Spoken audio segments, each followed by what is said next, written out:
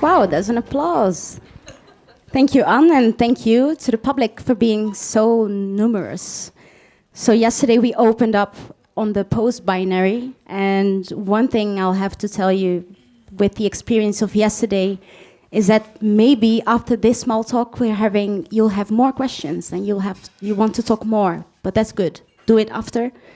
But we'll have a limited amount of time and, well, big issues to handle. So tonight we're here with two feminist collectives, both a little bit different, but still the same in their engagement on the feminist cause. Right here next to me is Celia, and then Iman, both from Bledarte. And then there's Mia and Lorraine from Just for the Record. I have a lot of questions here, but I'll also be looking at you at some point to share your thoughts and maybe ask some additional questions if you want to. And I think you want to. Yeah, right. So for starters, where do we start? It's still a cause, the feminist cause.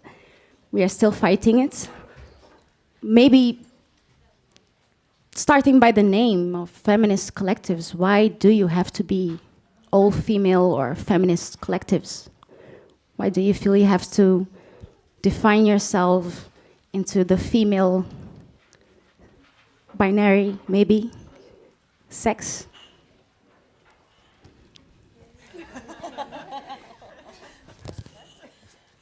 Okay, so I'm gonna answer the question. Thank you, Can Iman. you please repeat it? Sorry, I'm really stressed. So.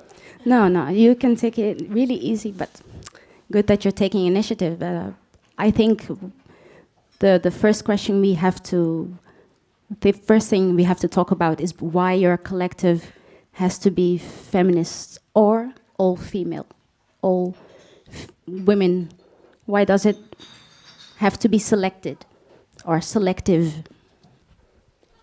I think we have to be all together as women because we need to talk to each other and we need to be aware of other women's situations and experiences, and that's how it started a bit because like initially I felt things that I couldn't put in words, and when I talked to other women like Celia and other members of the collective or other women in general, we just how do you say?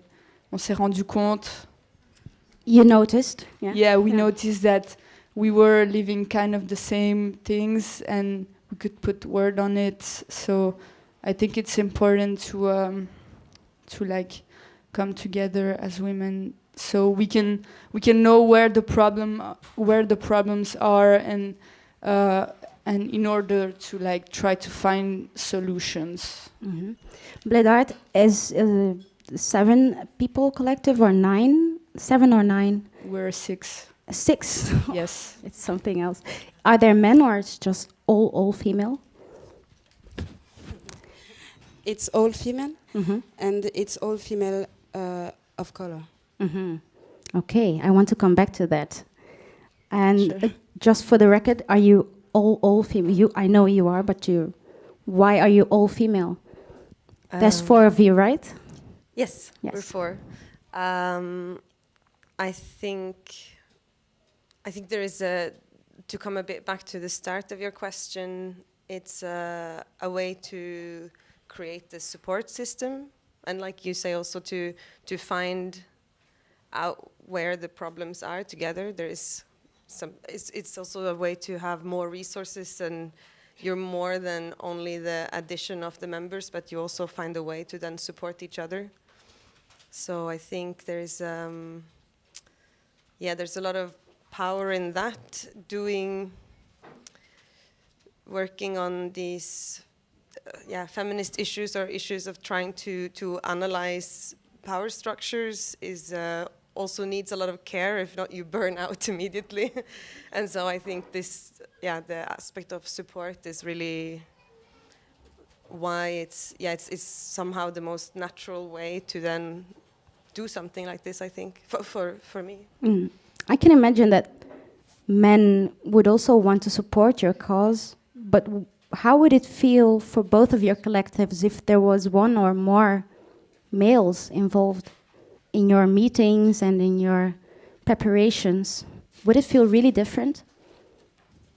I think for us, yes, definitely. And it's also about actually the safe space that our meeting provide to us. And it's also, well, for us, it's also like even white women are not able to attend to our meeting. And it's really important that it's still like this.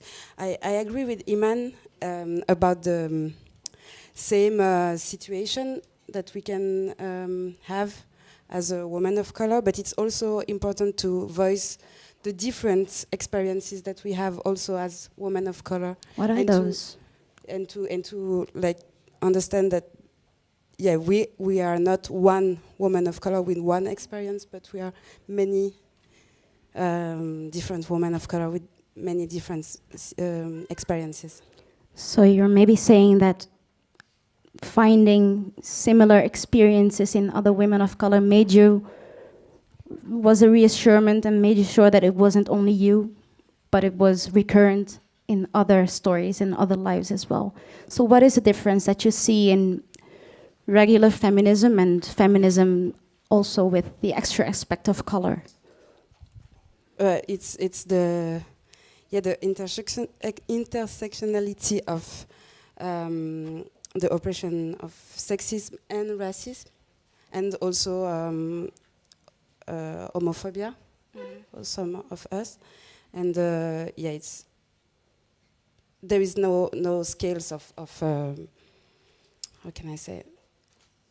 All those oppression are really heavy and important, have heavy impacts in our lives. So we cannot only like be revolted against racism or sexism. It's that we have both. We experience both.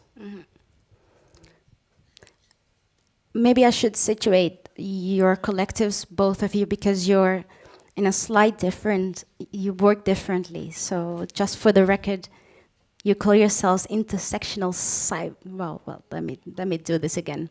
Intersectional cyber feminists. Yes. Yes. Yeah. And Bledarte, the name Bledare is French for an immigrant of African origin. It's a bit pejorative. Yes. And you changed the end of the word into art because you're all in the artistic sector. You do film and you study. This is your background or your work, and also it's your way of organizing things, right? Maybe just for the record, is it how did you start seeing the internet as a sexist environment? Or do you only focus on Wikipedia? No, it's the internet. It's the whole big internet. Yeah. First of all, I just wanted to say that we're 2 out of 4, so we're not, we're 2 faces on Miriam and Sarah are not there with us tonight.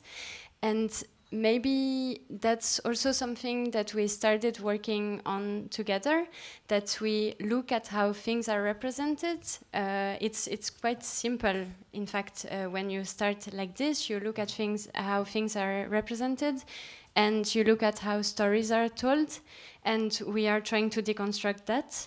So we've been starting to work on Wikipedia as a kind of case study, as a place where stories are told, and as a specific place where stories are told, but you can also click on an edit button and you can change things, which is not so easy to do, and there are a lot of, it's a whole ecosystem and it's quite complicated, in fact.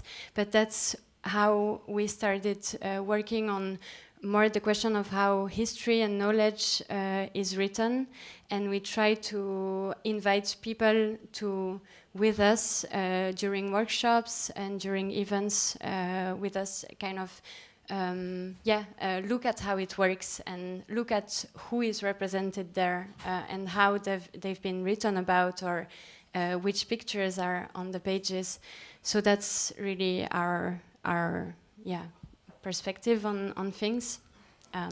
So do you have examples of how stories are told in the wrong manner for you?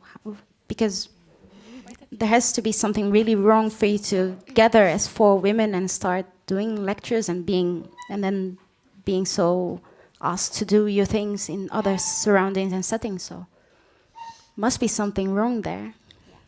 I think when we started, we thought we were going to do 3 events and then, Solved. go back to our lives. The world is feminist now, yay. But no, it felt a bit like this. Wikipedia as a case study felt like a box which we kept opening new parts of it, and there was another problem around every corner in terms of how it was mirroring the biases in our society, and suddenly you had it in written form. So I think that was one of the catalysts for us to start working, was that all these intangible things that you feel as you go through life was suddenly in written form online, so you could actually work with something tangible. And our very first event was called Heroines, which was based on the fact that Wikipedia doesn't have a page defining what a heroine is, but only what a hero is. So if you look up a heroine, you get automatically redirected to hero.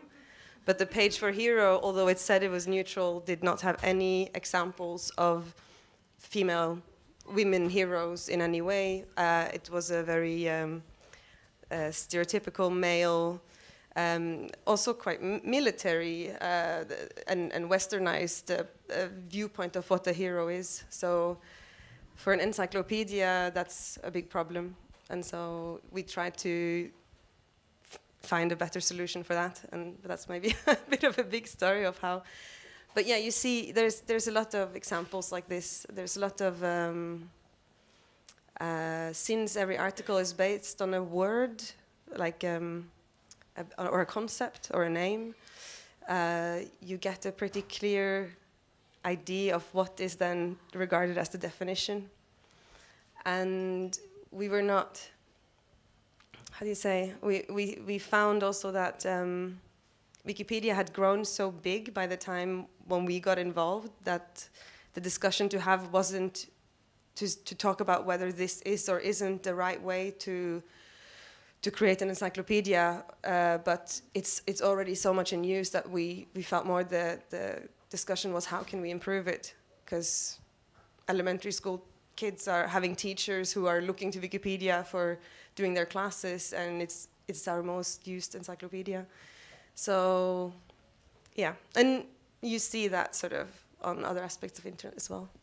And also the fact that it promotes itself as neutral maybe makes it more dangerous, no? Yeah, for sure, especially when, so there were some studies made by the community itself, and suddenly they realize that the 90% of the people who are editing on Wikipedia are like white, male, heterosexual, with a higher degree in education, of about 30-ish years old, which then is also mirroring what you see on pages like Heroes, even though they're a bit older than that, but basically it's this, no? Like all white male portrayed on this kind of pages. And it's often the same when you look at filmmakers, etc., artists. Yeah. It's a continuation of history, maybe. Yeah. Yeah, no, but that's really what it is. We're although this software is a tool that has potential for writing history in a more diverse way and a more collaborative way, we haven't learned to, it isn't being used as such yet. So although the tool has potential, it hasn't lived up to that potential. So it's still right. We are then collectively, or those who are writing on Wikipedia now, are still writing history exactly the same way as it has been written when it was about experts getting to publish books about what happened in history. So it's still written from a very specific point of view. I think one might argue that if we feel there's a lack in female voices editing pages like this, they would say, no, you're all free to edit and to put information there, but is it, when you encounter it, is it so easy to correct the information that's there or to contribute from a feminine or feminist point of view? It's a bit like in life. How can you express, something that is a kind of representative of diversity or differences? How this can exist? And like, for instance, in the French language, gender inclusive language is still a big issue. Like, the community doesn't want that because it's not neutral, etc. And they're referring to Académie Française, and so no, it's not the easy. big block there. Everything stops at Académie Française. No? Because you told me yesterday that whenever you tried to edit information, you were flagged. Yes. As being a vandalist, or is it? What was it? No, it's. I think it's related to the stance of the main part of the community right now is that basically the door is open so everyone can edit, and so therefore we are now inclusive. But there are so many.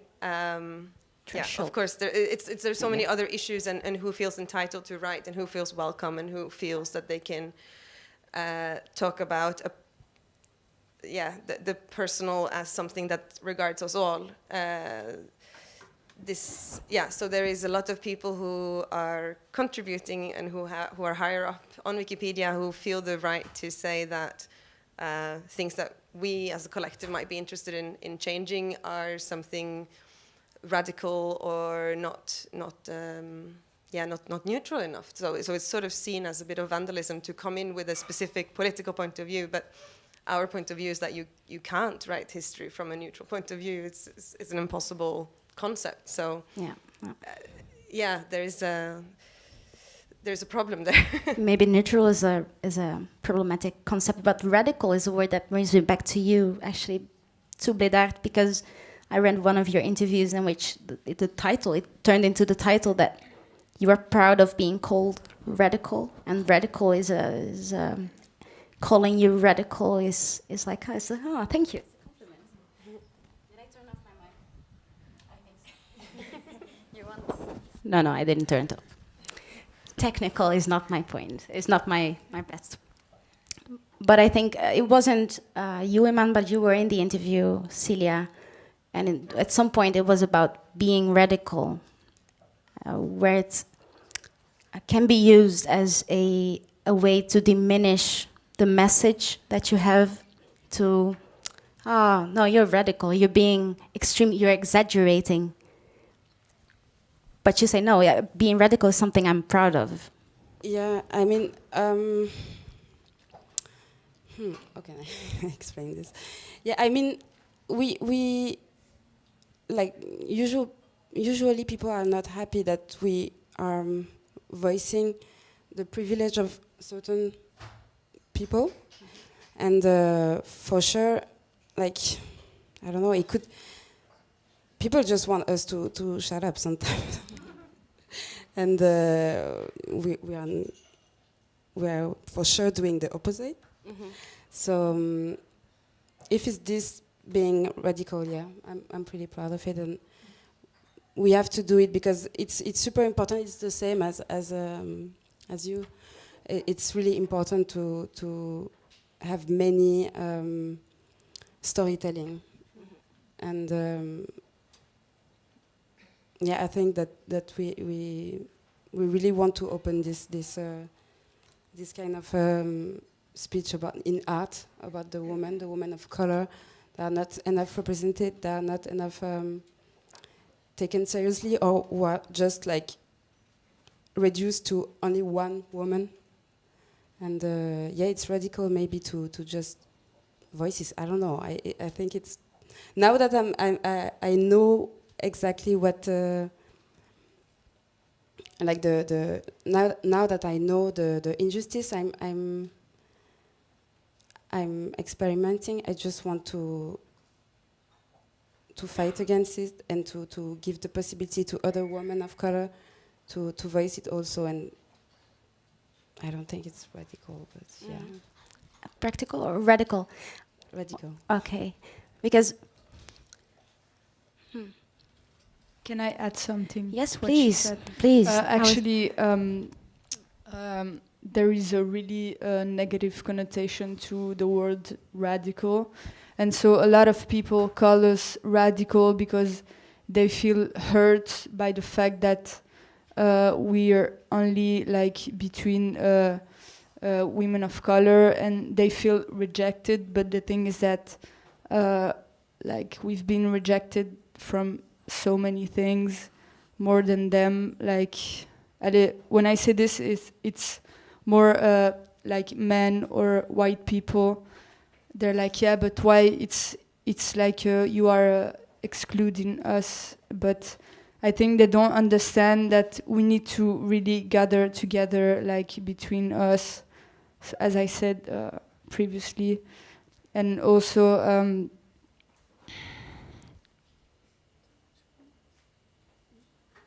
I was about to say something else, but I forgot actually. So It's okay. and yeah, and also the thing with the negative connotation, they feel hurt, but I think they just don't want to. They feel hurt because we make them face the reality of what's going on in this world, and it's hard to hear, obviously, and that's why they call us radical. Actually, I think, in my opinion.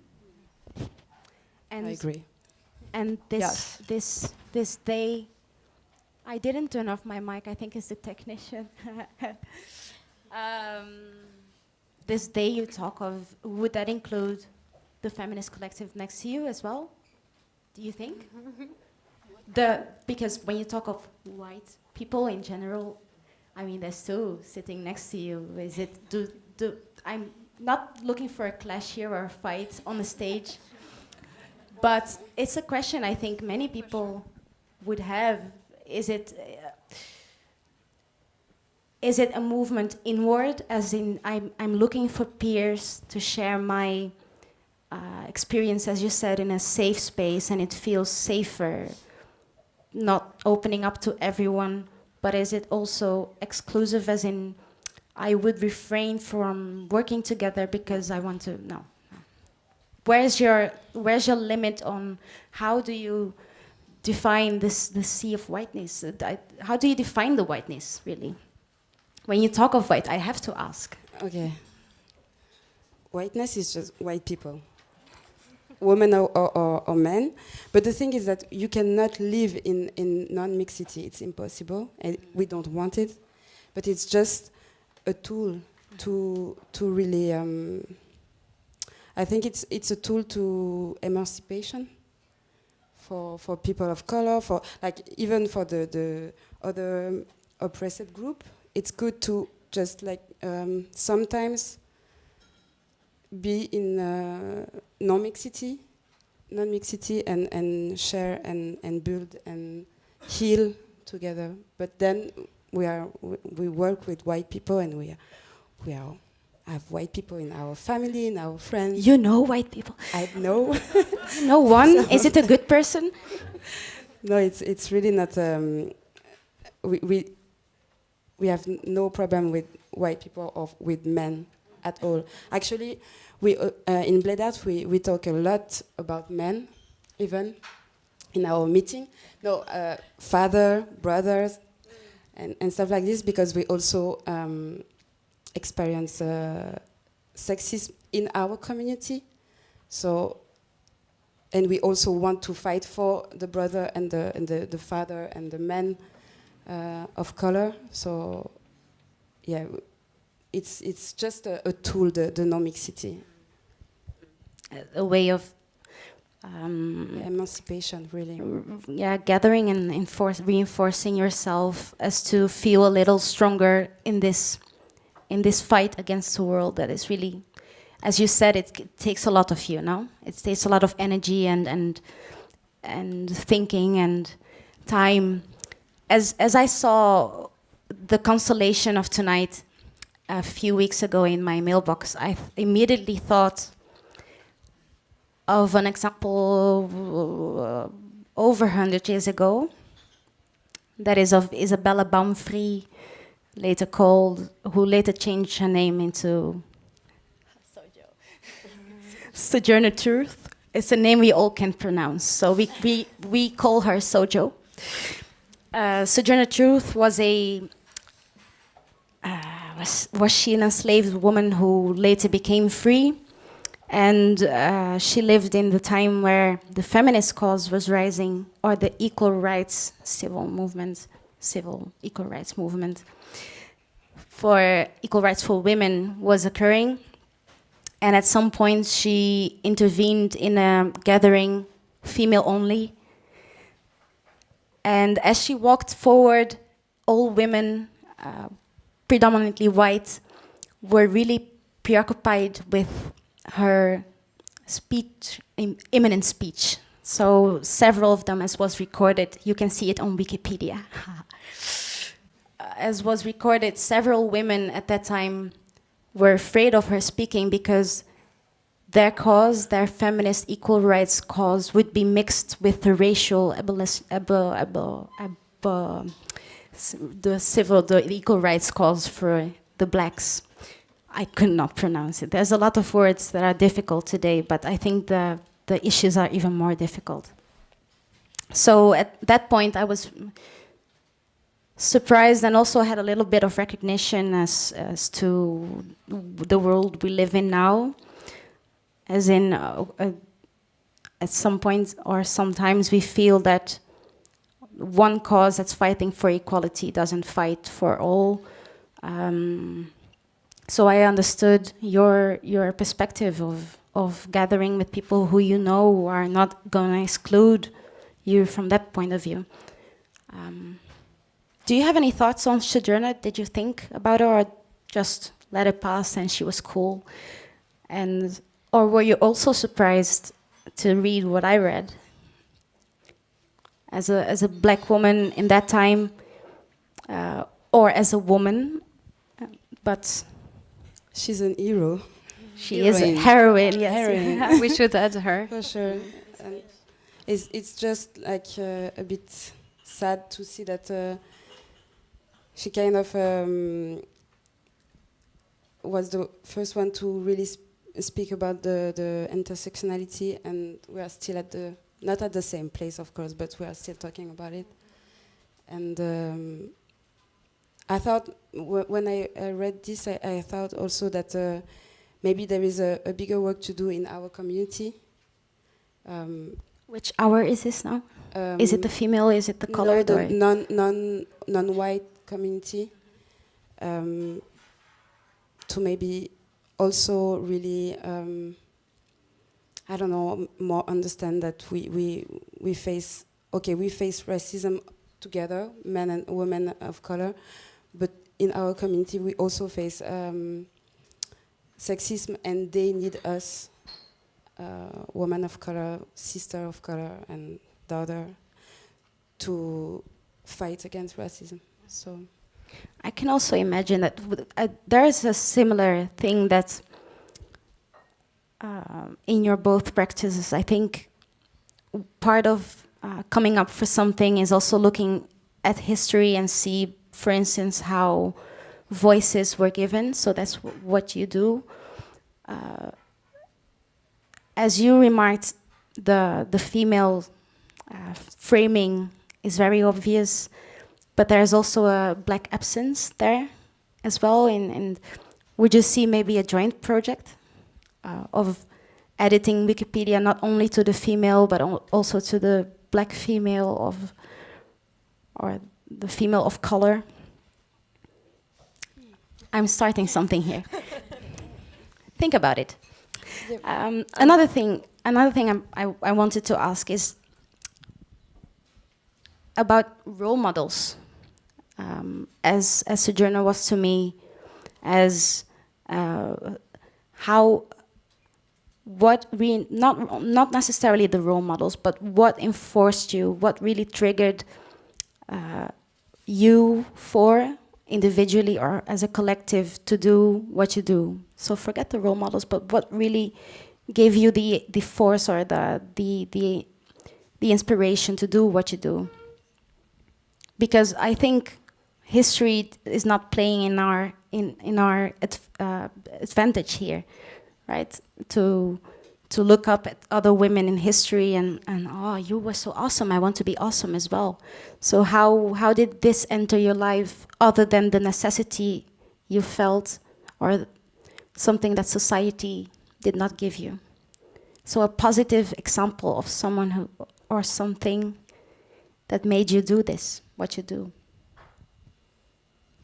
I think one of my role models is MIA. I don't know if you know her. Yes, yes. She's really cool, and like she's a woman of color, and she's Sri Lankan, and she went to the UK to escape from a genocide, if I'm not wrong, and I looked up to her because, I mean, she's doing a really great job.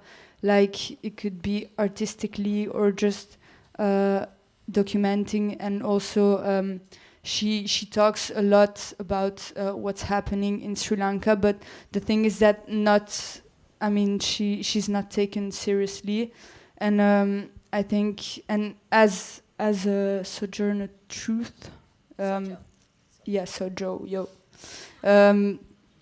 I mean, for me, she succeeded, but she also failed because at the time, like a woman who speaks the truth,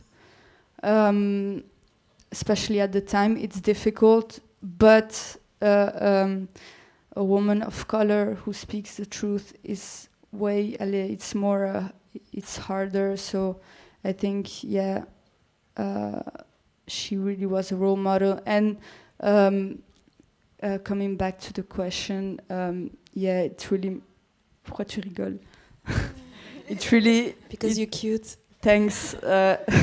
It really motivated me because I have frustrations, and like, I mean, this world has to change. So like, if I'm not doing it, no one's gonna do it like for me. So yeah, actually. Do you agree? Oh. Yes, please. Yes. Yes. She's not only cute, she's smart, and she's a fighter. No? True. Yeah, but she's also cute. Yes. What about you? You two. You're 4. Well, I think for me personally, for me, I really find a lot of inspiration in local heroes, or a bit back to this thing of being radical. If I feel that there are people, that I can find people around me who are radical, that is the most, somehow that really triggers something. And I think to me that also relates a bit to this question of intersectionality, or when you talk about Sojourner Truth. It reminds me of these stories that I was looking into, sort of the feminist history of Brussels, and at some point I was talking to this woman called Marianne Lenz, who used to run the only lesbian bookstore in the world, actually, at the time, but in Brussels. And she was telling this story about when she first started, the feminists didn't want to have anything to do with the lesbians, because what you would call a feminist would be that you're a lesbian man-hater, so there was a distance there. But then the lesbian movement was very diverse and very inclusive, but then that she felt very uncomfortable at this moment in time when the the white feminists included the lesbians, suddenly she felt that then it was treated as if it was too much to also take on racial issues, because it was almost a favor to already, like, okay, you can come in the door, but now you're really pushing it here. And so for me, being radical is also about this, and that's like having local heroes around that are really non-compromising, I think, is very energizing in the daily life. So if I can deduce, or you can tell me yours too, Lorraine. Well, really, it's like the people who are on this stage. I'm so admirative also of what you're doing, and you seem so young, and I feel like, wow, that's powerful, really. I find it very... Well, yeah. thank you. You feel the love on this stage? I can feel it. And I think being, to me, being a feminist is also including femininity. And for me, it's totally okay to be soft at it as well. I want to include my softness and my femininity as far as I'm feminine. I don't know, it's so binary. But to be so kind to each other is also a part of that. It doesn't have to be harsh, because I think that's an example of how men created the professionalism. Aside from that, side note, I've noticed that all of your heroes had the big heart for the cause. They fought for it, maybe even risking their lives, but also part of recognizability. You recognize yourself in them because you named a colored role model, and so you always look. I have one too. So Who? I'm staging a piece on her next month. It's an enslaved woman. I don't like the word slave. I don't think people are born as slaves. And she was, her Christian name or Catholic name was Anastasia. She's in, I don't know if you read Grada Quilomba's book. She is in the chapter with a mask. So I'll tell about that later. And, well, yes, but to tell about her is we were supposedly born in the same country, but with 200 years difference. And when I hear her story, and I heard it as a child in Brazil, there were telenovelas about her. So you look at this powerful woman, and then you think back, and okay, what is it like to be powerful in a time where everyone wanted you to be weak? So I imagined myself, because I'm a woman of color, and I get chills. So I think I really connect perfectly to all feminists, but I think there's an extra layer there when it comes to ethnicity, yeah.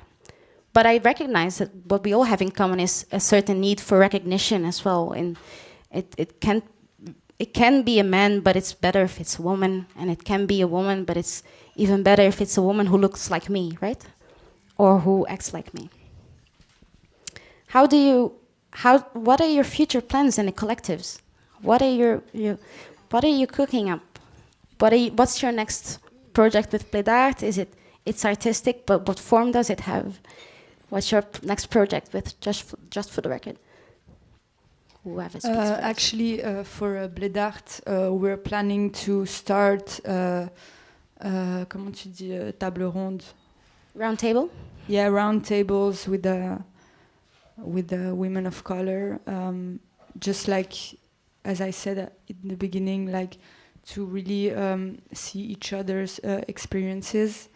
Then we're also planning to continue our parties, because we're doing parties also, inclusive parties where it's free, and it's just like the anti-party, if I can say that, to all the clubs that where you have to be dressed like that, or you have to be with girls or with boys to get in, or you have to, like just conform to a certain standard to get in. And that's what we are doing. Actually, we don't want all of that, and we want everyone to feel safe in the party, and like, because yeah, in general, like if you want a party, you have to like spend money and stuff like that. Like, we just want to have fun. So yeah, actually, so we're continuing. Yeah. And also, I've noticed that you really think about where you stage your parties and events. It's like not in the center of Brussels. I even read in an interview that, yeah, we do a lot of there's a lot of stuff in the Beurschouwburg, but it's good. It's so wide.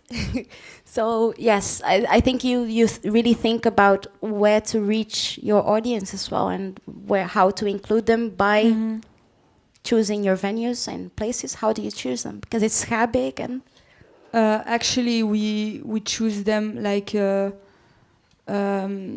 mainly with like the security. Like, it's really important to talk to the security, because they are like the ones who decide if you come in or not.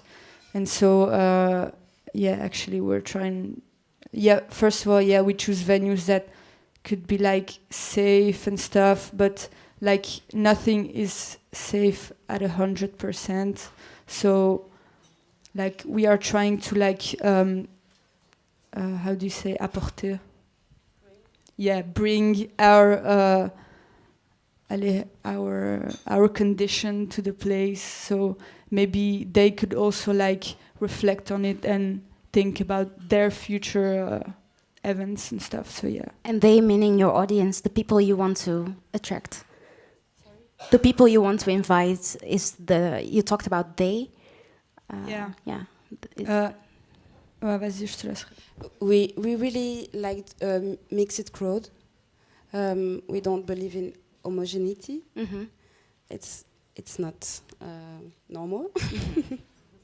So we are really looking for having people with a lot of different background, and we are improving our way to reach the people. But till now, it works by in the street, like really like flyering in the street, or we even did a Snapchat for reach a certain like Snapchat or different like social media for different kind of people. So we try to be a bit everywhere and welcoming people. I have questions as to how you communicate, but I think the thing with the small talk is that I don't have time to ask all the questions. I'm really, really, really interested in all of that you do, and I want to come to this party. When is it? You have to, please. Okay. Is there a guest list? Come on. Okay. And so what about your next event? Is it planned already? Is it fixed? Because you started out as, well, we're going to do 3 events, but now you're so fully scheduled that... our next event is, it's going to be in Switzerland, actually. But it's for a while we've been thinking about how to create a sort of toolkit after doing many events. How do you make material shareable? And since food always has been very central for every event we've done, we've had food as a way to kind of deconstruct the layout and to get people together. We decided that our toolkit should be a recipe. And so we are doing an experiment where we, instead of joining to eat, we're going to join to cook. And the recipe is both including the food, but also how to do an event. So it's a mix of non-edible and edible material, and it should sort of come together in some... So it's like now you cut your onions and you think about your communication, or... Yeah, it's without crying. Exactly. Without crying. Hold back your feminist tears. Think about all layers. Has to be intersectional. Yeah. No, it started as a sort of analogy for collective writing. So collective writing versus writing on your own, collective cooking versus cooking on your own. There is a very different result. And so it kind of snowballed from there. So it's, and also all the participants are listed as ingredients as well. So. Us too. And us too. We are also ingredients. Really? Do you know which ingredients you are? No, we're ourselves as ingredients. Okay, so you're not Oh, yeah. named No, we're not onions and Oh, no, couscous or... but we're all part of bringing something into the recipe and modifying it and so on. So It's something that I'm curious to, because I can't fully imagine it right now. I can't fully see well, it. we're the gonna food. see. I see the food. I see the food, but I don't see... I don't... I see the... I see the food, but I'm still curious to see double microphone. Would it help to see how it's connected? It's really interesting. It triggers both of them. But for us too, we don't know how it's going to go, but that's also when we do an event, it is so based on who arrives and who comes. Like, you can only do so much, so part of it is also kind of just letting it go. How do you call it when something's stirring? No, sudden is like Simmering. Simmering, yes. That was the word I was looking for. So you let it simmer, yes. Is there already a question from the audience? We're nearing the end already, I think. It's always... And are you there to remind me of that? How much time do we still have left to talk about interesting stuff? 10 minutes. Ah, okay. Maybe it's time for... Do you have a question in between? Something that really...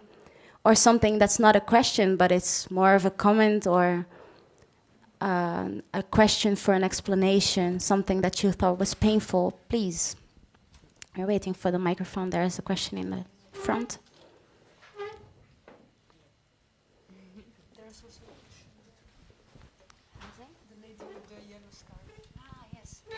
There's you have a counter light not working for you, so it's Rashida, no? Yes, yes. After. Yeah. Okay. So thank you for the whole panel and for your work. My question is about intersectionality in Belgium, because if you think about the origins of intersectionality, it's very much from the U.S. and it's a particular history of Black women in the U.S. And I'm wondering, how do you make that local? How do you create a new history and take a concept that's from somewhere else and make it local? And if you have a concrete example of how that works out, I'd be very curious. Thank you. I'm letting you fight it out. For you too. Okay, so how do we make it local? Actually,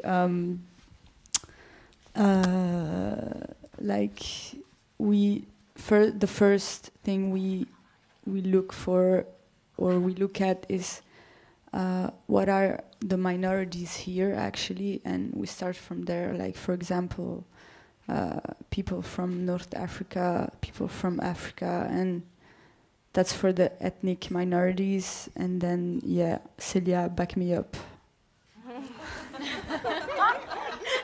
Celia was totally prepared. Maybe intersectionality in sexual preferences as well. There's this aspect too, or I mean, but then the international to the local, international concept. But about the question, I think it's true. It's more American / English concept theory. But I think it's quite the same. The thing will really change for like people from maybe Belgium, France, Switzerland. It's that we are first generation of children of immigrants, and we maybe have what can I say? Like our parents have a complete other view. They have like really a strange comprehension of what we try to do, as they mostly has been raised to or educated to be quiet and be grateful to be here, and we are more like we are Swiss, we are Belgium, we are French, and we deserve to be treated as other French people, or other Belgian people, or other Swiss people. I think it's really maybe the difference. What about you two? Or three, including Iman too. Yeah. I think for us it would mostly be our work is closely linked to researching history. So I would say that it has to do with how you then take time to look into the local history that is happening here. So I think that for us it's maybe we often work sort of retrospectively or to see how that lines up with today. I would say that would be the biggest adaptation or correction. And I think also we're working on mainly the English-speaking part of the internet. We are also used to a very strong American influence, and how that sometimes creates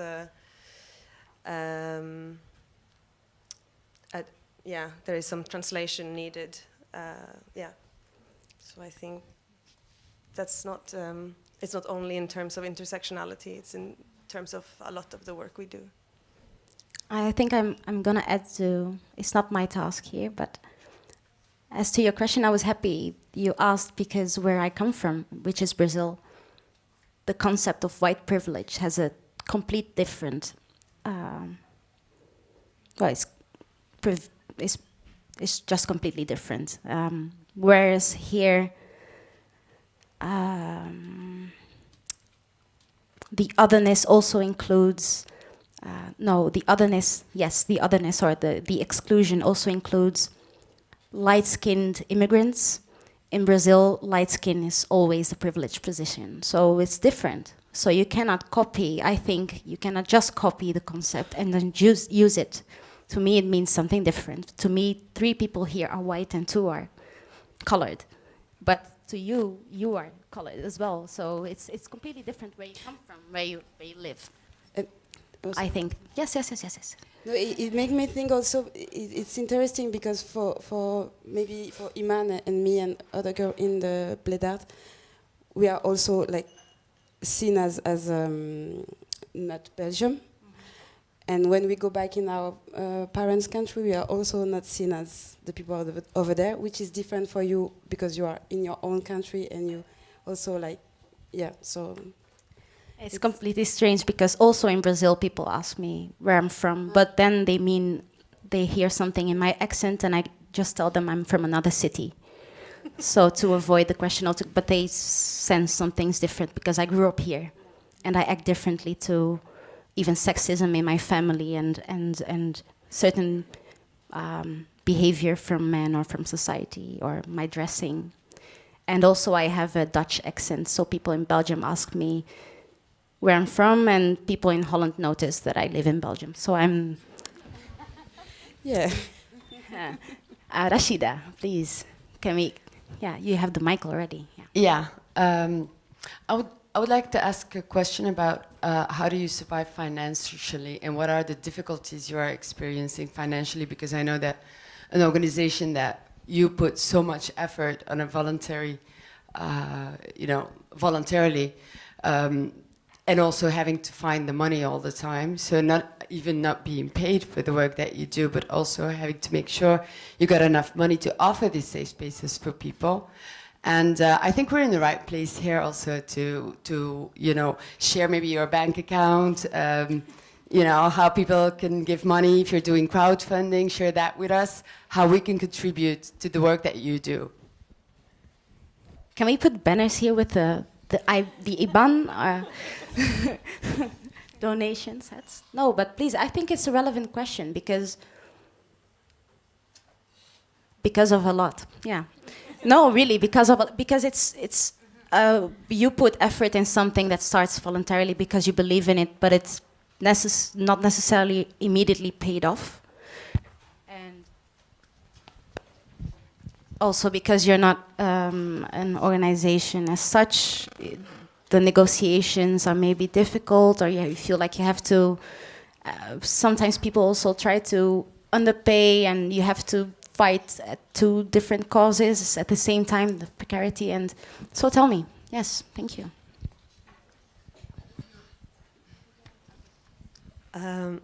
Who wants to open up the bank account? Yeah, no, I think it's definitely it's also a feminist issue to try to get paid. I think there's often it's assumed that if you do something ideologically motivated, you're happy to do it for free, and that's not really we're not going to survive that long. So yeah, no, for us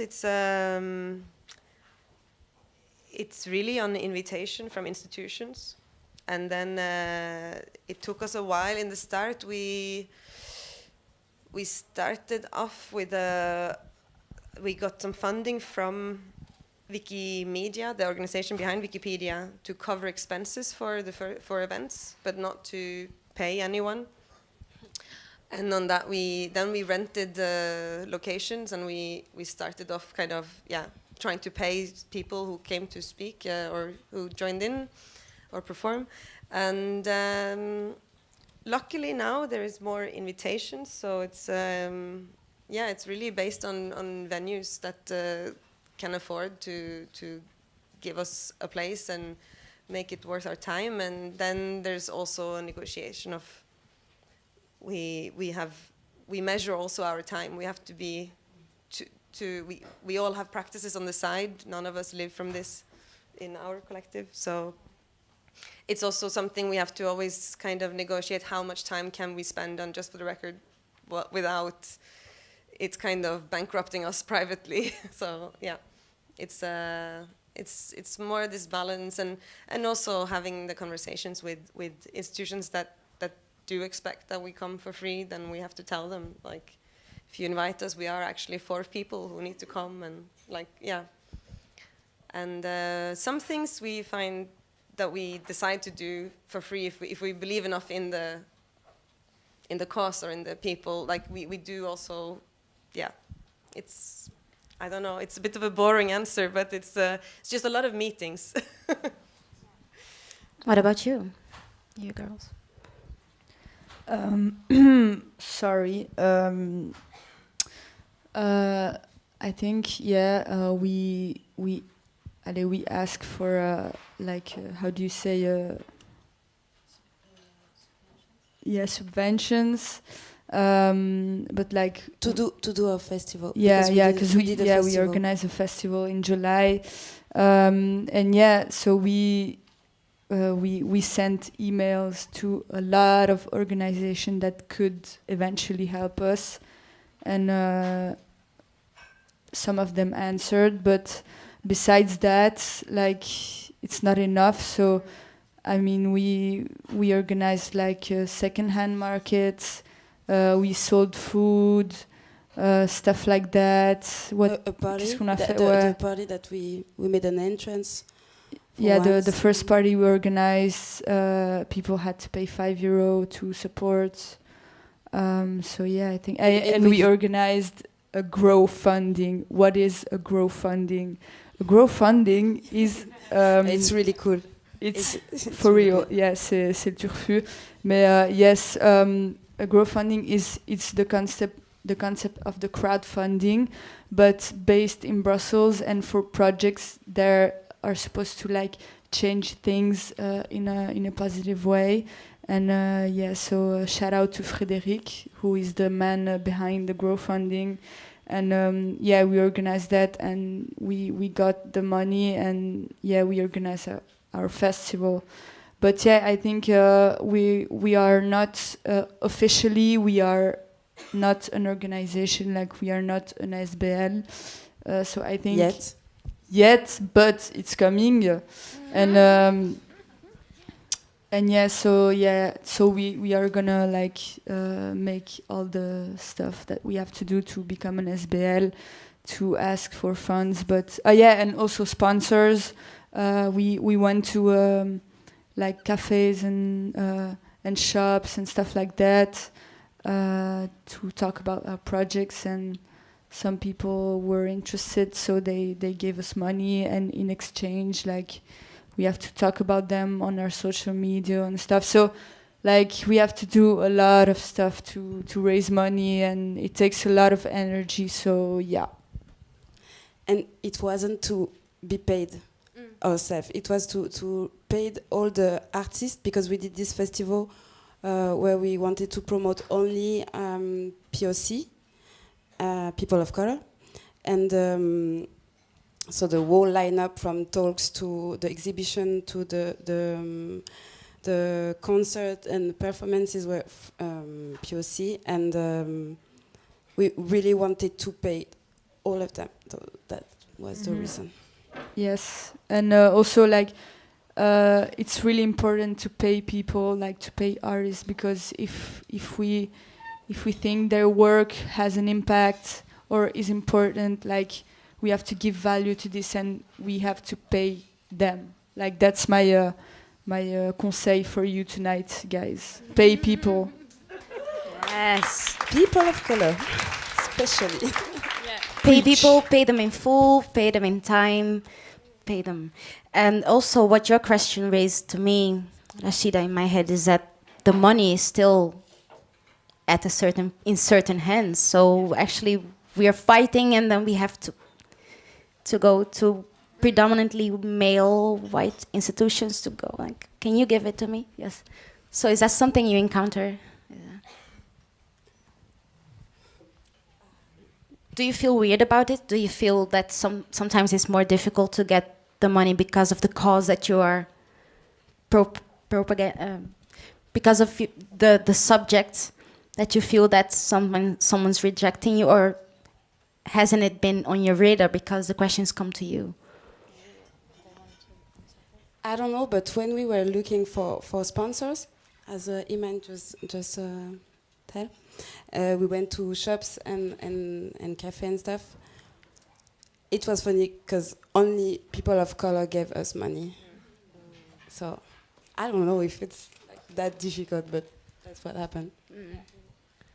Then we want to say, since before, that allies are really important, and they do exist, and we thank them because we have a lot around them. Nice. There is someone who would like to do a small comment, and then we might maybe have to end. Sorry to interrupt you. Yes. Unfortunately, no, you have to, because I don't have a clock here. I I'm didn't the bring living it. clock. So voilà, go ahead. Hi, thank you all for being here today. Do you mind standing up, or is it more comfortable sitting down? Can I sit down? Okay, Everybody else yes, sat you down, can. yeah. I'll go looking for you afterwards. Okay. I have an observation/comment. So there's a Berlin-based writer, Ria Ramjan, and she said, "I don't want to explain myself, I want to express myself." And I think a lot of the questions that were asked today really put particularly the two women of color in a position of having to explain themselves. And that was very difficult for me as a person of color sitting in the audience, because as you mentioned the work of Grada Kilumba. Between Sojourner Truth and Grada Kilumba, there are so many women of color, Black women, who have expressed and explained so much. So to have to hear the two young women be asked, like, okay, why only a collective for women of color, or why don't you want to have men taking part in your organizations, was also just very difficult to actually feel within my body, because I feel like we know the answers to these questions already, and we shouldn't have to have these 101 questions, as we call them in the States, where basically you take a class and it's like racism 101, this is what racism is about, or patriarchy 101. And I think that these questions are usually based for a predominantly white audience. For example, when you're saying, who is they? I think as a person of color, I knew who the they was, and I knew that also that if the audience was different, if there were more people of color here, that this question wouldn't have the same importance, or it also wouldn't have the same emotional effect. And so I guess my comment or my question would be, what kinds of questions would you ask if we didn't have to cover these racism, patriarchy 101 kinds of questions? Thank you. I ask I ask about the definition of words all the time because I'm a linguist. So whenever you say neutral, I ask about what's neutral. And whenever you say normal, I ask what's normal. And with they, because I live in several worlds, I think it's sometimes it's a day as a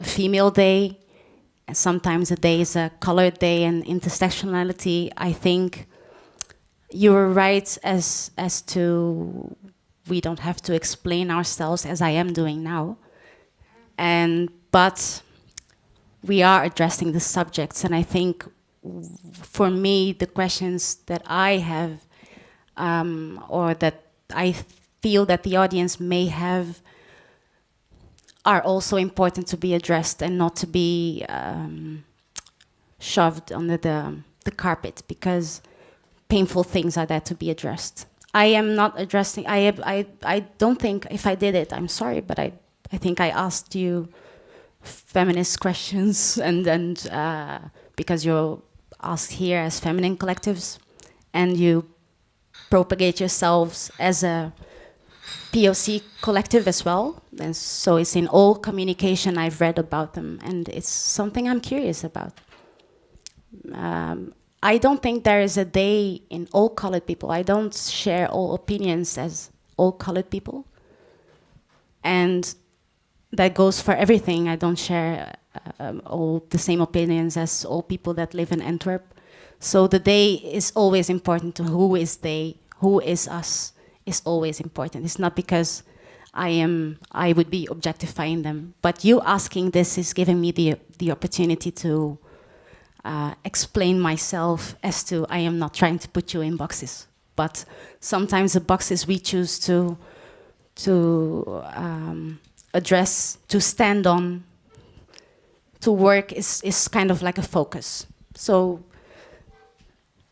what I'm trying to say is it's in an ideal world, it wouldn't be necessary to form feminist collectives. It wouldn't be necessary to form feminist collectives for women of color as well. In an ideal world, we wouldn't have to discuss all of this or be on a stage. Did I explain myself correctly, or did I understand your question or comment? Actually, sorry. I think it was for everybody on the panel, and it's not just to be clear, it's not actually a critique of you, but in general, going to lectures, going to discussions, I find that people of color are often asked to explain from the beginning. And we're often asked to explain to a predominantly white audience. It's something other to talk about something like intersectionality or intersectional feminism, and to be in an audience where the majority of the people are also people of color. And I think as somebody who has participated in discussions about intersectionality, I know I have to work really hard to make sure that the audience is people that look like me and have experiences like me. And I also have to think, how can I ask questions that are not reductive for these audiences, for people who are reading Grada Colombo, people who are reading Renee Edo-Large, Gloria Wecker, Fatima El Tiaib, like all of these people, how do I also include them and not exclude them, even if they are the minority in the audience, even if people of color are the minority in the audience? How do I ask questions, and how do I, if I'm being asked questions, also include the knowledge of people of color in the audience? I agree, and I think I agree to some parts, and I think that this is tonight, and this is this setting, and maybe there are other settings that we speak in. Maybe you want to answer this. Do you feel something about it? Yeah. Yeah, I think, as you said, like explaining ourselves, especially to people that don't experience the same thing as we do, it takes a lot of energy, but really like a lot, and that's why actually we're gathering together, like between women of color, because we don't have to explain ourselves. We don't have to waste energy that could be put in something else. As things that we do in the collective, actually. So, yeah, I think it's not exclusion for me. It's more just like, if you want to talk to me about something, about feminism, about about racism. Like, I think you have to accept the fact that. Allez, non, on ne dit pas comme ça. I'm very sorry to interrupt you again, but we need to stop because there is a performance of Surur Darabi, and afterwards Monira Al-Qadiri who's going to start. But maybe we just can finish this comment or this, and we will take no more questions. Like, and we can go take a binary toilet break and stuff. So, but I think it's a valid comment to. It's also very courageous to do it, to speak up like this, and I think we need to address it. We need to talk about it. I just want to say that I'm not sure how to answer to your comment, but it gives me food for my brain because I'm wondering if this would happen in front of a crowd majority black. I mean, it would be probably most of the black people would be academic people, black people, and maybe it would be like kind of the same or different, but one certain path that I can imagine. I don't know if I'm understandable, but if it would be a mixed crowd of black people coming from different background and different, maybe you have to explain also the same kind of stuff, because I do it in my community sometimes, in my black community. I have to explain what is sexism, what is even racism, kind of. And also, I think maybe if it's a thing that regards us all ethnicities and all sexes, we have to talk together at times, apart from the moments where we go back to a secluded safe space, feminine or feminine of color, and we still have to go back into the world and address the issues in a crowd that's mixed, right? I hope we answered. Or we're gonna talk further. Okay, then let's do that. Let's exchange context and talk further, maybe, without me having a microphone and a position above you and stuff. Okay, thank you very much. Thank you, Carolina, Celia, Iman, Mia, Loren.